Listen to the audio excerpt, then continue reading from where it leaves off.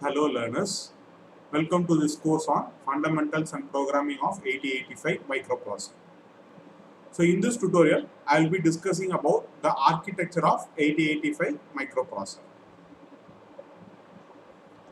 So here I show an architecture of a 8085 Microprocessor. The heart of the system is your arithmetic and logical unit.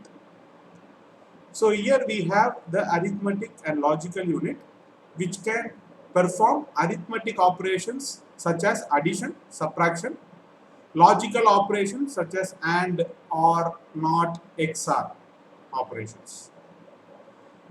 So the ALU, it can perform these operations by using the data from accumulator and a temporary register. So this accumulator and a temporary register is a 8-bit registers. So this accumulator can be accessed by the user, whereas the temporary register is hidden. It is not visible to the user. So the arithmetic operations carried out by the ALU is on 8-bit data. So that is why it is called as a 8-bit microprocessor. So it takes into account 8-bit data and it does arithmetic or logical operations on 8-bit data and produces a 8-bit result.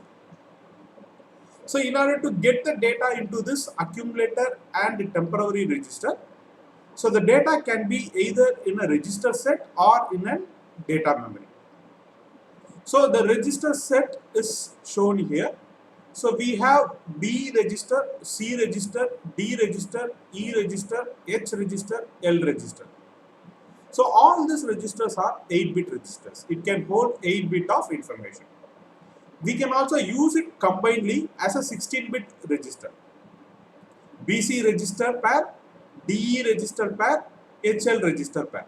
So if I use it as a register pair, then we can hold 16-bit of information in these registers. So the data from these registers can be passed on through this data bus and it can get loaded onto accumulator or temporary register, from which it can go to your ALU for operation. Another way of getting a data, if the data is not available in the register, we need to get the data from the data memory. We know that our 8085 microprocessor, it supports Von-Neumann architecture, which means the program memory, data memory and stack memory, everything resides in a common memory. So we have about 16-bit address lines. So 16-bit address lines in the sense 2 power 16, which is equal to 65536 locations. So in each location 1 byte of information can be had. So thereby 64 KB of memory can be accessed.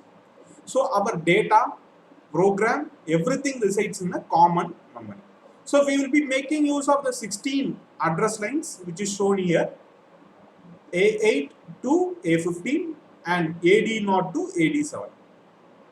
Where this AD0 to AD7 represents address and data are multiplexed with each other. We use common lines for accessing both address as well as data. Then how this is differentiated? By using the ALE signal here. ALE stands for address latch enable. So if ALE is 1, then the values in this AD0 to AD7 will be treated as address. If ALE is 0, then AD0 to AD7 values will be treated as data. So here we can generate the 16-bit address, thereby it points to some location in the memory, and from there the data can be retrieved. So the data is going to be a 8-bit data. So that data, it comes to this data address buffer. From data address buffer, it goes into this internal data bus, and through which it can enter into the accumulator or temporary register. And from this registers, again it can go to your arithmetic and logical unit. So either the ALU can get the data from a register set, or it can get the data from a memory interfaced with the 8085 microprocessor. Upon computation of the result by the ALU, again the result can move on to this register set, or it can move on to the external memory, which is pointed by this address values. So the data can go to the register set or it can go to the external memory through this address AD0 to AD7 and A8 to A15 address bus. So during the arithmetic and logical unit operation, we can know the status of the computation. So that is represented in a flip-flop. So again, this flag register is a 8-bit register. Here I have shown the flag register. It's a 8-bit register, but it contains 5 valid bits. 3 bits are not used. So here the 0th bit represents a carry flag. Carry flag in the sense, if my result is exceeding an 8-bit result, if my result is exceeding an 8-bit value, in that case I would not be able to store that value into a register. So that is indicated by the carry flag. Then the second bit is your parity bit. So parity bit indicates whether my result contains odd number of ones or even number of ones. If our result contains even number of ones, then parity will be set to 1. Otherwise, parity will be set to 0. Then we have the fourth bit, which is your auxiliary carry bit. So this auxiliary carry bit represents whether we have a overflow during a 4-bit computation. If there is an overflow from the 4th bit to the 5th bit position, then that is represented by an auxiliary carry. Or in other words, we can say it as a whenever we perform a nibble computation, nibble in the sense 4-bit representation, whenever we perform a nibble computation, if there is an overflow to the 5th bit, that is represented by the auxiliary carry. Then if our result is going to be 0, after doing the operation, either arithmetic or logical operation, if the result is 0, that is indicated by this 6th bit, 0 flag. So if the result is 0, 0 flag will be set. If the result is non-zero, then the 0 flag will not be set. Then the 7th bit is your sign flag. It represents whether our result is a positive number or a negative number. If it is a negative number, the sign flag will be 1. If it is a positive number, sign flag will be 0. So this flag register gives an indication of our result. What type of result we have, whether we have a 0 result or we have an even parity or odd parity result, whether we have a carry or auxiliary carry or sign. So those information can be understood by this flag register. So this flag register can also be read by your CPU. Then we have instruction register, which takes the instruction from the memory, and as I said earlier, our memory contains program memory, data memory as well as stack memory. So we can get the instructions by addressing through this address buffer and address data buffer. So again, a 16-bit address can be generated. So that address can point to an instruction. So now the instruction can be of 3 different types. One is a single byte instruction, 2-byte instruction or 3-byte instruction. So depending upon the type of instruction, the byte will be retrieved and it can be loaded onto the instruction register. So remember, this instruction register is a 1-byte register, so we can take it one by one. Even though if it is a 3-byte instruction, I can't take the entire 3-byte instruction together. So byte by byte, we have to read and we have to put it onto the instruction register. From instruction register, it goes into the instruction decoder and machine encoding circuit. So which decodes the instruction? What type of instruction it is? Whether it is an addition instruction, subtraction instruction, add instruction, or a data transfer instruction, or a control instruction. So it decodes it. It finds the functionality of the instruction. Depending upon the functionality, the control signals will be generated. And depending upon the accessing of data from a memory, the status information can be visualized through this S0, S1 and IO M bar pins. So IO M bar indicates whether the CPU is performing an IO operation or a memory operation. If it is an IO operation, then this signal will be 1. If it is a memory operation, then this IO M bar will be 0. And S0 and S1 will be used for indicating the status. whether it is a memory read or memory write or opcode fetch, what type of status it is. Right now the CPU is. And RD bar and WR bar is used for accessing your external memory, to read a memory, to write a memory. And a ready signal is used mainly for your slow peripheral devices. So slow peripheral devices can indicate whether it is ready to accept the data. So the signal can be given by the slow peripheral device to the 8085 microprocessor. So thereby the 8085 microprocessor can understand, okay, the peripheral is ready to accept the data, it can send the data. So it is just for synchronization of data transfer between a microprocessor and the slow peripheral devices. Then a clock circuit is given to the timing and control block. So this clock up to 6 megahertz we can connect. So this clock will be internally divided by 2 to become 3 megahertz, and the operating frequency of your processor will be at 3 megahertz. And this timing and control circuit, it can also generate the clock out signal. So this clock signal generated by the microprocessor can be used for other devices clock. Then we have DMA controller. If a peripheral wants to use the memory without the intervention of the CPU, then we can have a DMA controller, direct memory access controller. So it requires a hold signal and HLDA signal. So hold signal is given by the DMA controller requesting the service of the buses, requesting the CPU for releasing the buses, address bus, data bus, status bus, etc. So the CPU responds through a HLDA signal, hold acknowledgement signal. So once the bus is released to the DMA controller, then DMA controller can help the transaction between the peripheral and the memory. So it can transfer the information to the memory, it can retrieve the information from memory and give it to the peripheral devices without the intervention of the CPU. So that is a DMA controller. Then we have a reset in signal. We can reset the microprocessor. We can also send the reset signal to the device connected to our microprocessor through reset out. So we can reset the device connected to the microprocessor as well.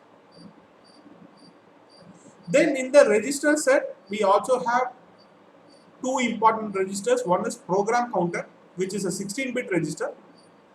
Stack pointer, again it's a 16-bit register.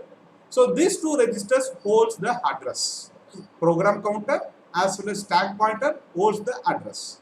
So program counter, what it holds? It holds the address of next instruction which will be executed by the CPU. It holds the address of next instruction which will be executed by the CPU. Next, which instruction is going to be executed? So that instruction address is given in the program counter. Then what is the use of a stack pointer? Again, stack pointer is going to hold the address, but now it is going to hold the address of return address of a subroutine. Whenever there is a subroutine call, CPU needs to go to the subroutine for performing the operation. Upon completion of the subroutine, it has to come back to its main program. So in order for it to come back to the main program, the return address should be saved somewhere. So the return address can go to your stack pointer. The return address can go to your stack memory. And that stack memory location is given by the stack pointer. So whenever there is a subroutine call or interrupt service routine, the CPU needs to go to the subroutine or interrupt service routine to execute it. Upon completion of the subroutine or interrupt service routine, it has to come back to the main program. So the return address can move to the stack memory. We already know that stack memory is part of our memory, and the top of the stack memory, the last location which has been used by the stack memory, that address will be available in the stack pointer. Then there is also a increment or decrement address latch which can be used for incrementing your address or decrementing your address. So instead of loading a new address every time, what we can do, we can make use of this increment or decrement address slash to increment the already available address or decrement the already available address. Then we have an interrupt control circuit. So interrupt control circuit is mainly used for the peripheral devices. If the peripheral device wants to use the CPU, it will make a request. So the peripheral device can make a request through this INTR line or RST 5.5, 6.5, 7.5 or through trap lines. So trap is a non-maskable one. It cannot be stopped. As soon as an interrupt comes through this trap line, it needs to be serviced. Whereas INTR, RST is 5.5, 6.5, 5.5, 7.5 are maskable in nature. It can be stopped. So once an interrupt comes to the CPU, CPU will respond by executing the interrupt service routine. So upon completion of the interrupt service routine, the CPU can go back to its original work. So that is the role of having an interrupt control. For INTR, an acknowledgement can be sent through a INTA acknowledgement signal, which is an active low signal by the CPU. Then we have a serial IO control. In serial IO control, the CPU can send one bit to a peripheral device or it can receive one bit from a peripheral device through this SID and SOD lines. So SID stands for serial input data, SOD stands for serial output data. So serial input data, through this pin, a data can be received and it can be loaded onto the 7th pin of your accumulator. Whereas in case of a SOD, serial output data, the 7th pin of your 7th bit of your accumulator can be sent out through this pin whenever I have a serial output enable bit to be 1. If serial output enable bit is 1, which is the 6th bit of your accumulator, if it is 1, then the 7th bit data can be sent out through this SOD bit. So these are the different blocks in the architecture of your 8085 microprocessor. So it has a ALU which performs 8-bit computations. It gets the data from accumulator and temporary register. So in order to load the data into the accumulator and temporary register, either it can get the data from this registers pair or registers or from an external memory. Upon computation of the arithmetic and logical operation, the result can again get loaded onto the registers or it can be loaded onto the external memory through this address buffer and address data buffer. So the instructions can be fetched from the external memory into the instruction register, then it can be decoded, and after decoding the control signals can be generated. If a peripheral wants to use the CPU, then it can make a request using this interrupt control circuit. Upon request, the CPU can respond to that interrupt by executing a program related to it. Then the CPU can also send a bit of data out and it can receive a bit of data in through SID line and SOD lines. So this is the details of about 8085 microprocessor architecture part. Thanks for watching. Please subscribe for more technical learning. Thank you.